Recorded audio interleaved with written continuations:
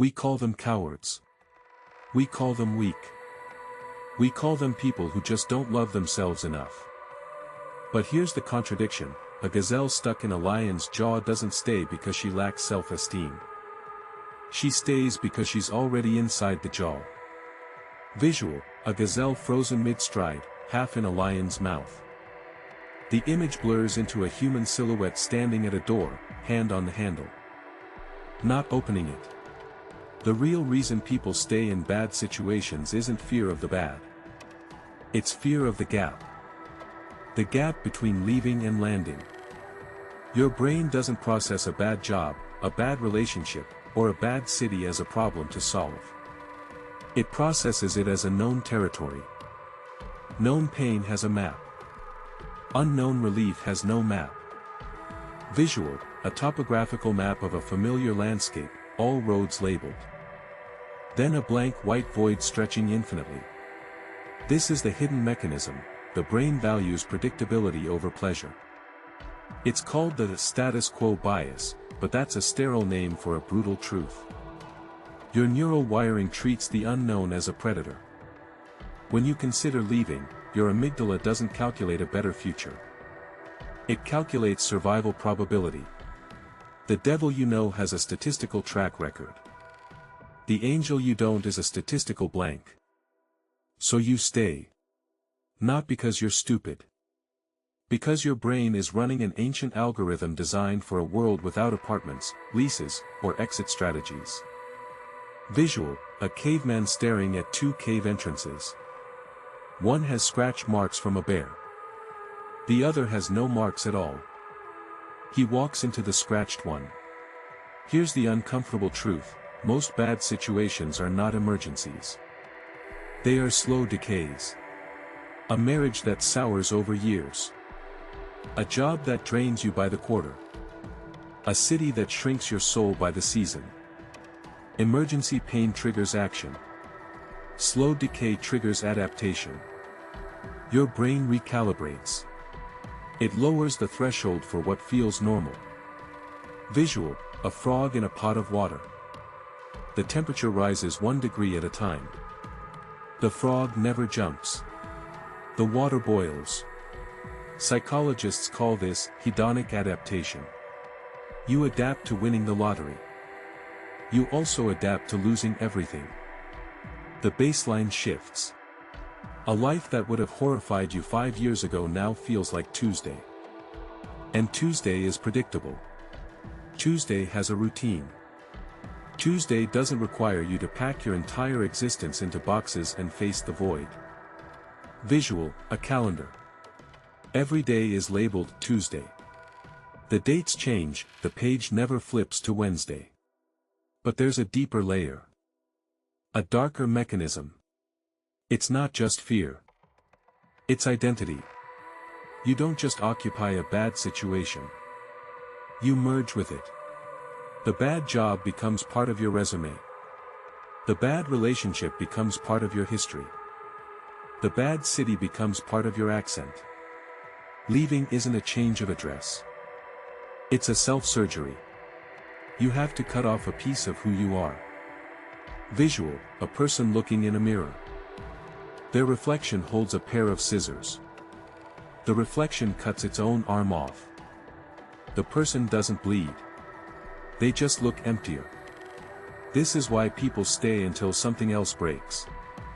Not the situation. Them. They stay until the cost of staying exceeds the cost of leaving. But here's the twist: that threshold isn't rational. It's emotional. You don't leave when the numbers don't add up. You leave when the story you tell yourself about yourself no longer works. Visual: a calculator. The display reads, 2 + 2 = 4. Then, 2 + 2 = you deserve this. Then, 2 + 2 = I can fix this. The calculator catches fire. The modern manifestation is everywhere, but we misread it. We see the woman who stays with the man who belittles her, and we think, she needs to learn her worth. We see the man who stays at the company that exploits him. And we think, he needs a better resume. We see the person who stays in the city that isolates them, and we think, they need more courage. But the real pattern is invisible. They aren't staying for the bad. They're staying for the investment. Every day spent in a bad situation is a sunk cost that becomes a reason to stay another day. The longer you stay, the more your brain rationalizes, if I leave now, all those years were wasted. So you stay to prove the past wasn't a mistake.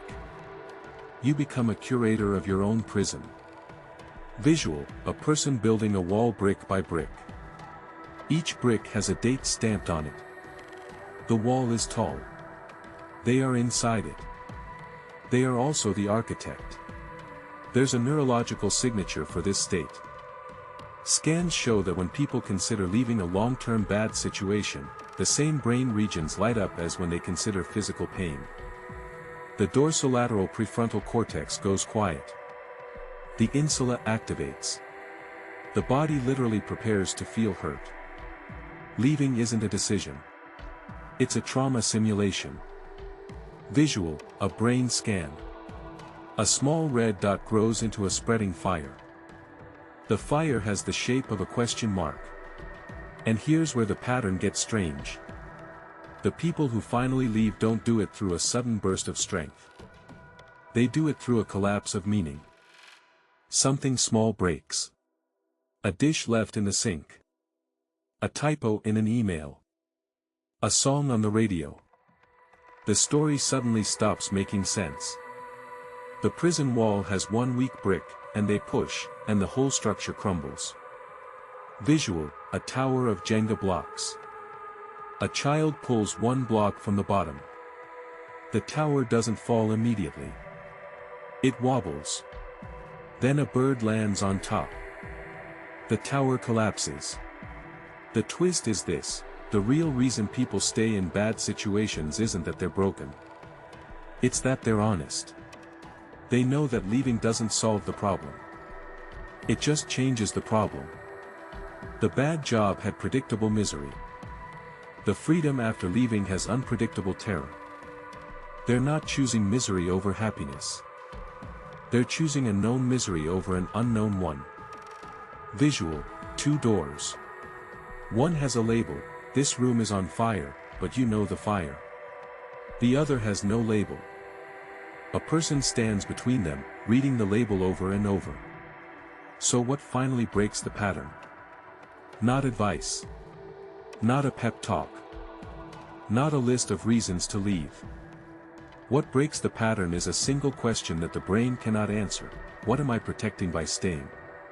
The answer is always the same. You're protecting the version of yourself that existed before the bad situation. That version is dead. You're its ghost. And ghosts don't leave haunted houses. They haunt them.